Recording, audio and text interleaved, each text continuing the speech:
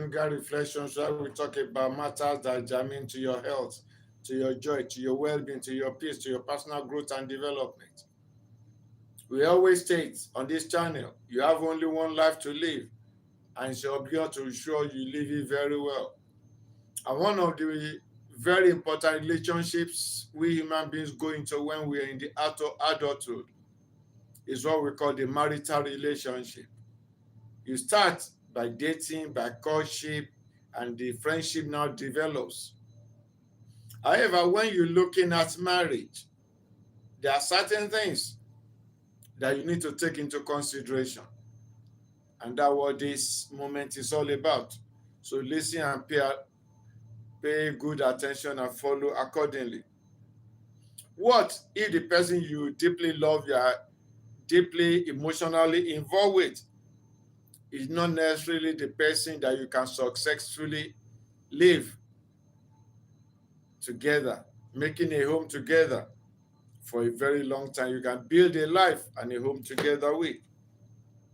What if you decide to go ahead with the marriage? What if you discover after marriage that you disagree about money, you disagree about children, whether to have children, how many children you are to have, how to train the children, how you can control, how you can discipline the children, you can guide the children? What about when you start to find yourself disagreeing about the spiritual matters, family boundaries? I'm your husband, I'm your wife. There should be no limitation. All those arguments start to come.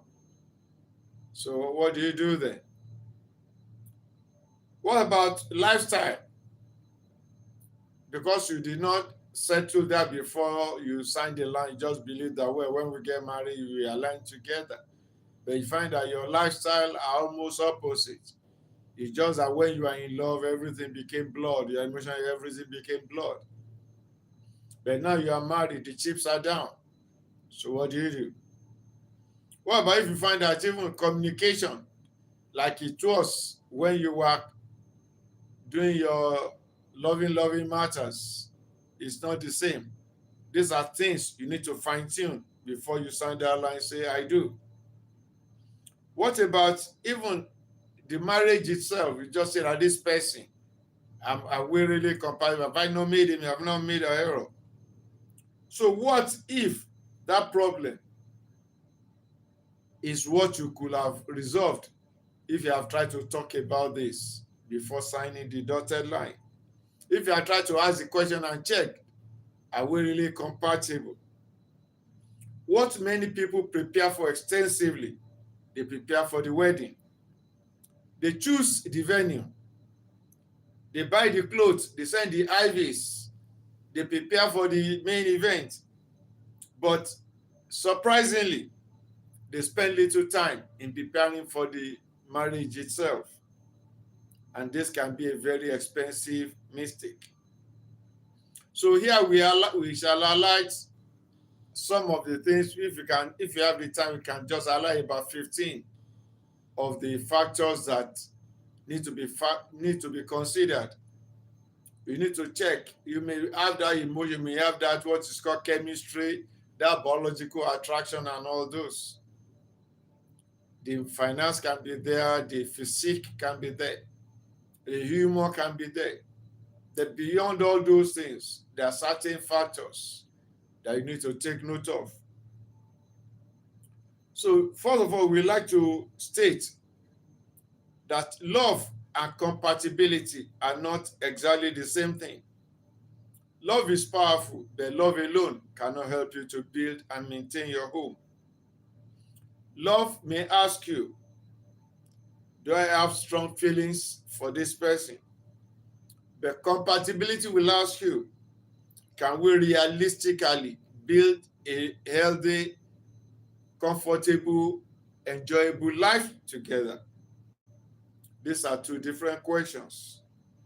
So you have to check the core values like honesty, fidelity, responsibility, respect and mutual respect, money, family values, and commitment.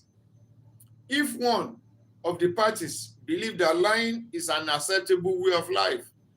It's a way of just demonstrate your smartness, your intelligence, while the other consider that lies can be unacceptable and it's unacceptable.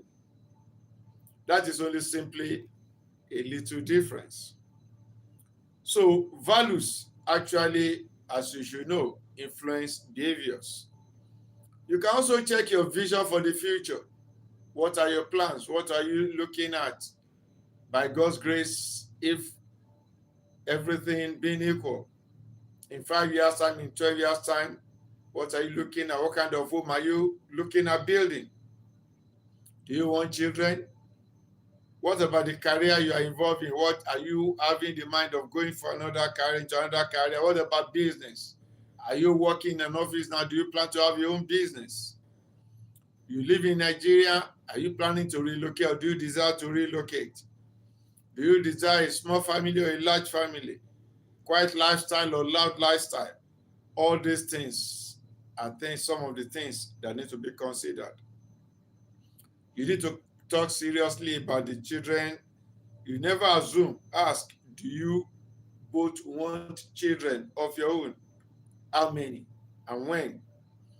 We've learned in marital psychology and counseling that ideally, if not because of waiting are now when couples marry, the four of us wait between 6 months and 1 year before they start to have babies. They spend that interim period to get to understand each other better, smoothing the differences they have perceived, but they are now coming to see. So by the time the children come, you will come to see a smoother, more conducive environment. Like in the earlier version I talked about, we talked about example of that wrestler John Cena, who was having a relationship, strong, powerful relationship with one of the Bella twins. So, but the Bella twin lady wanted children, but he did not want, but he was still see how they could cope. But when Brie Bella, the twin sister, had her own baby after she got married, I think Nikki now saw that, well, she needs to have her own baby. So relationship had to break up after they've been together for many years. Even John Cena even proposed to her on one of the wrestling shows within the wrestling square. So you can see that some of these things need to be considered. But suppose they are now getting married and she now discovered that, oh, she did not consider she could live this life without having her own biological child. So you could imagine. So you have to examine your financial compatibility as well. This one is one of the biggest challenges. So how does your partner treat money? Does he or she like to save money? Does she spend impulsively? Does he borrow? Does he or she borrow unnecessarily? Does he or she add financial information?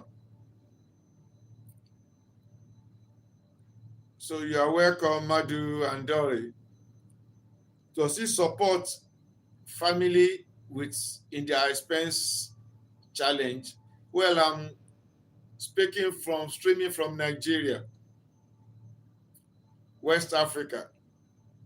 So let me know where you are joining me from so that and ask your questions accordingly as you go along. Then you have to also examine your mode of communication. Do you communicate freely? Do you talk about things that are germane, very important to your relationship, to your joy, to your peace? Or do you try to avoid what you can call difficult or hard questions? Everything needs to be put on the table. Is he or she very evasive? How does she listen to you when you talk, or just blank out, or just browse over whatever you are saying without doing an active listen? After you have talked about 3 or 4 minutes, you have said about 3 or 4 statements, the person say, hello? What did you just say? Are you saying something? The person was not with you. That what you are saying did not seem to be important to the partner. Then that's a red flag for you. Does he or she shout when she talks or when she gets he or she gets angry or pissed off or disappointed or so on. Those are, does he or she play with insult, use the insultive words, abusive words very freely and very easily? Does she or she like use curse words? Like when you watch some of the films, they will say, don't use curse words before children, in presence of children. But if you use that, to some of them that get used to it, they just say, did you just curse? What did you just say? So those are the things. Or when the communication becomes difficult, does he or she just clam up or go blank or withdraw from the discussion? Is he or she manipulative? Does he or she threaten or become violent when the discussion become probably considered to be unpleasant or is not going in his or her way? Or does she or she refuse to discuss problems? This is another thing that needs to be looked at. Now, what about conflict management? There is bound to be disagreement one way or the other about one or two of the issues in your life. How does he or she relate to that? What about if he or she is disappointed, maybe make the request, you're not able to meet up with that request, ask you to do something, you forgot about it, how does she handle it? So do you ask yourself, will we ever fight? Will we ever have a strong disagreement? What happens when we have a strong disagreement? Can you disagree with each other without experiencing any form of humiliation or down talking? Can you apologize? Does he or she find it easy to apologize? Or does he or she have that forgiving spirit? What about you? Do you forgive easily? Or do you hold grudges? Can you return to difficult conversation after two of you have calmed down or either of you has calmed down?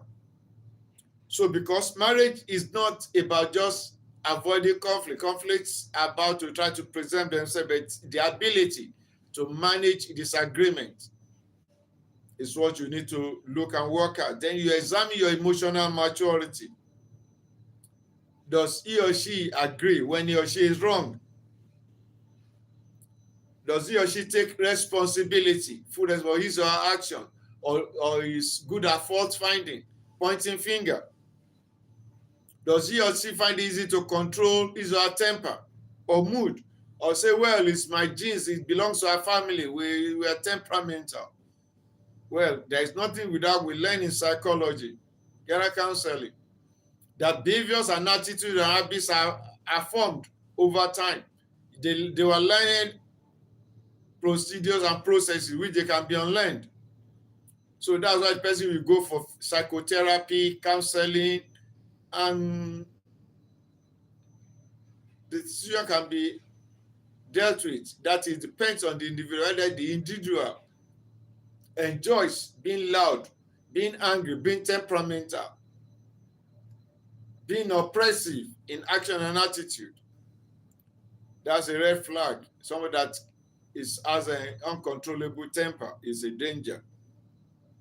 So does he or she respect boundaries? Because whether or not there will be boundaries, there will be boundaries. They can't live, there is no life where you live without boundaries. That's why in Yoruba we have a proverb that says, Kinjeti Baba Tomokuma Lala. Yes, whatever belongs to the father belongs to the children of the family.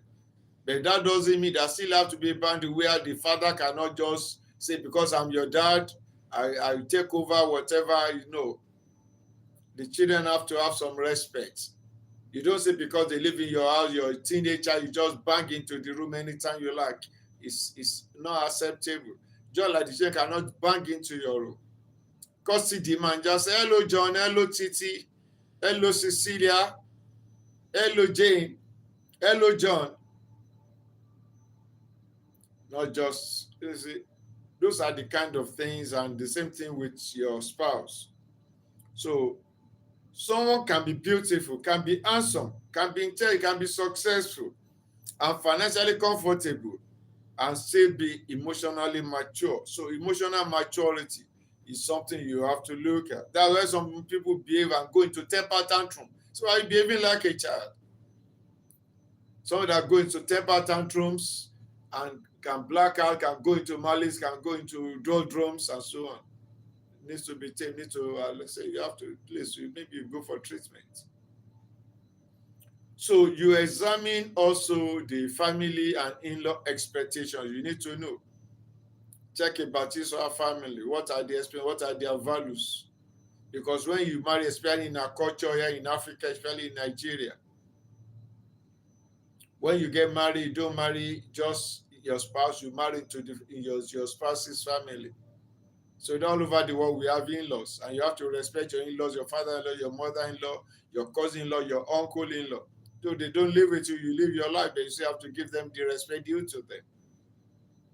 Each family have their own culture, which also have to be respected. It happens almost everywhere in the world. Like in the US, especially when they're having the July 4th Thanksgiving Day, you see how the family, great-grandparents, all of them cousins, they will miss you if they have a big long after party. I mean, that's their trend. Maybe it's during Christmas or New Year, the family will gather together and celebrate. Maybe they go to camp. Maybe that's their tradition. When you get married to such a family, you know how to flow with it. You don't say, I don't want to go. You can't say that. You cannot break the family just because you married to the family.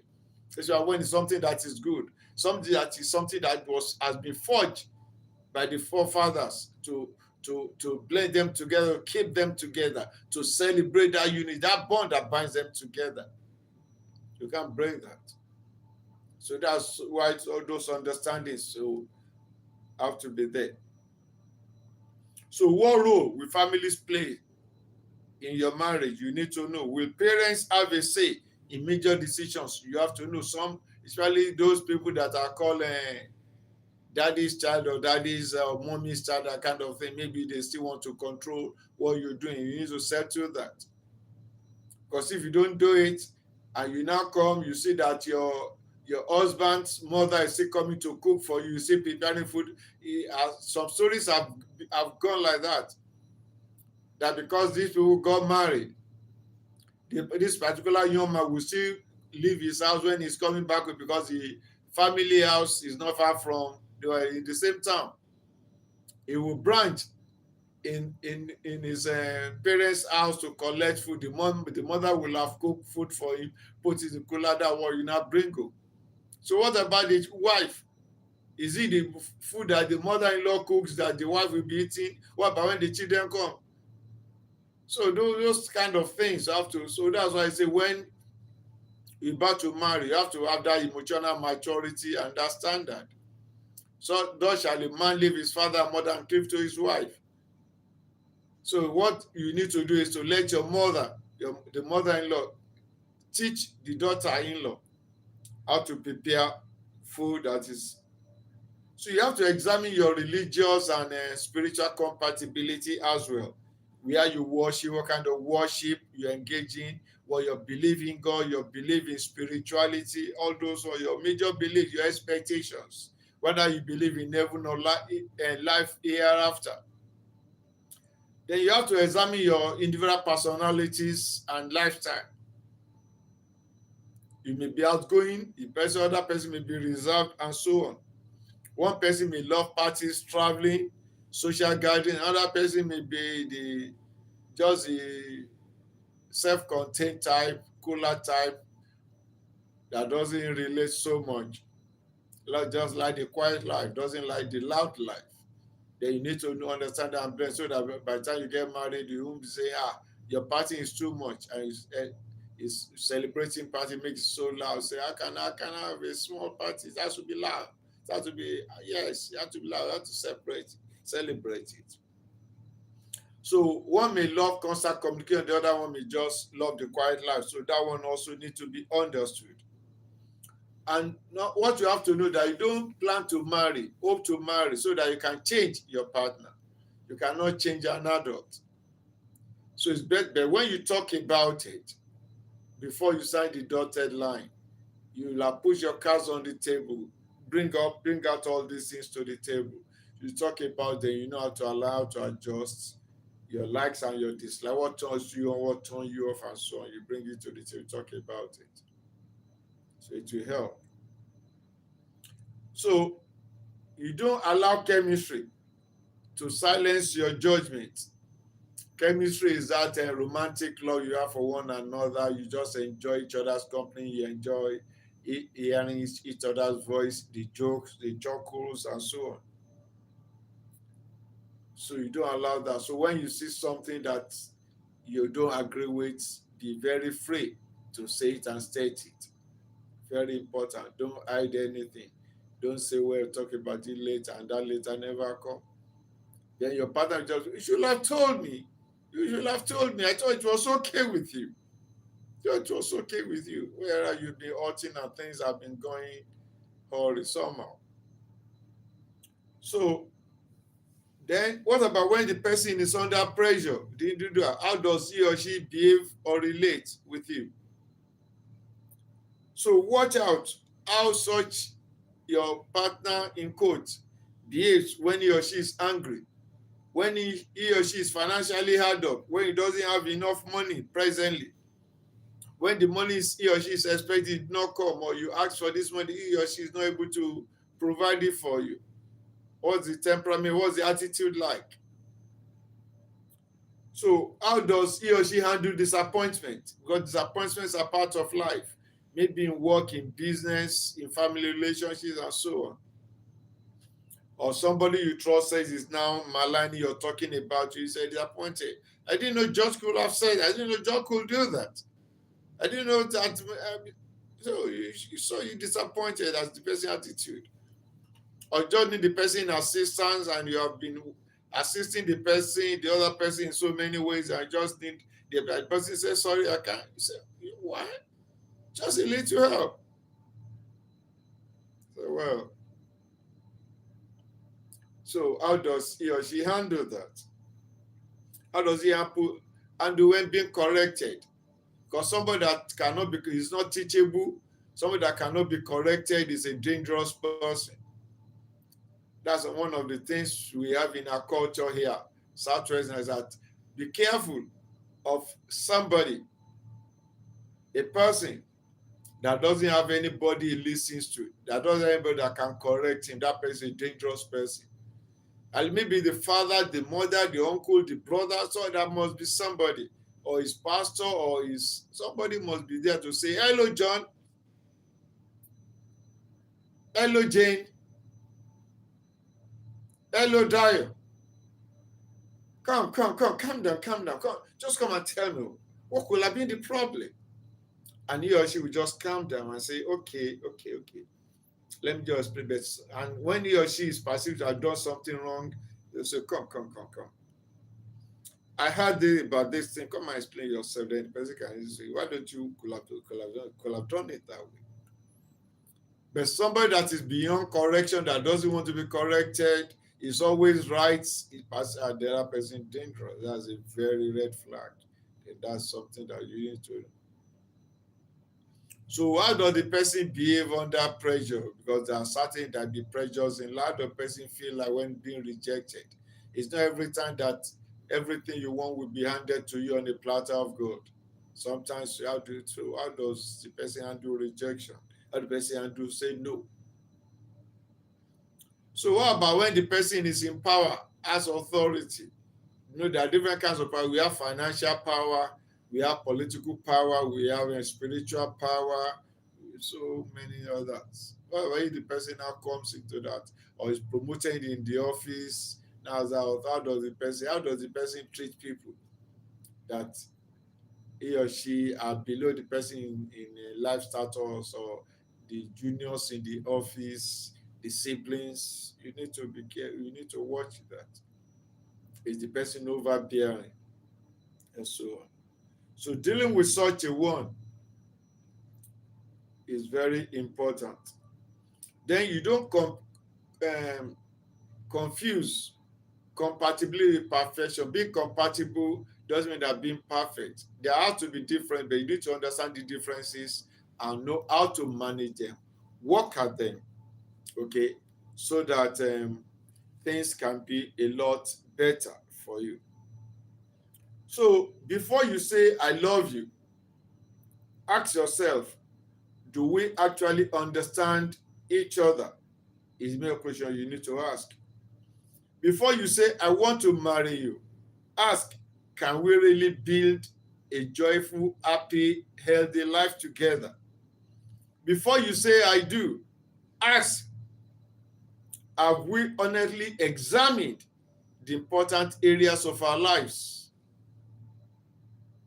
So, because love can bring two people together, okay, when you talk about chemistry and emotions, but values, character, good communication, responsibility, compatibility, and commitment help to determine whether they can stay together and grow together. So don't wait until marriage to discover what you should have discussed while you are dating or courting. Very important. So check before you commit is the thing, because it is far better to discover an important incompatibility factor in your life, in your relationship, before the wedding than after it. That's why people talk about irreconcilable differences when they discover this after the honeymoon. So let's take note of this so that things will be a lot better. Tomorrow, by God, we will talk about dangers of neglecting to assess yourself, to check out your level of, your degree of compatibility between you and your spouse. The danger, the hazards that will come after or may come after, may present themselves, and prevention is always better. Many have been hurt this way. Many have been pained this way because they did not do the compatibility. One of the compatibility, like I mentioned earlier in the day, you can check out the video, is the health and genetic compatibility. This genotype, AA, AS, AB, the advice, medical advice, psychological advice, emotional advice is that two people with AS and AS are better not to get married together. The reason is simple. If AS, somebody with genotype A, blood group genotype AS, marries another person with AS, the possibility of having a sickler child with SS is very high. Though in mathematics and probability, they say it is 25%, but that is just probably calculation.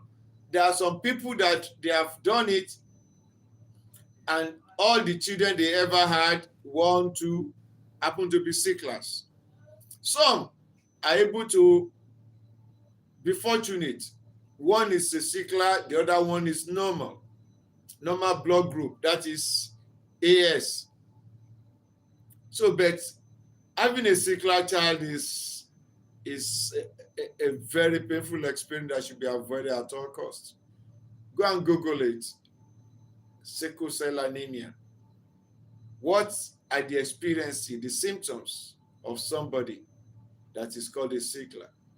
Then you know it's better avoided. So once you may be deeply in love emotionally, but it's being advised, please, for the sake of you, because there's nothing, you cannot be happy when the child is a sickler. The pain, the trauma of that child will make you lose your appetite for any other thing. Thank you so much. Until we meet again tomorrow. God bless you.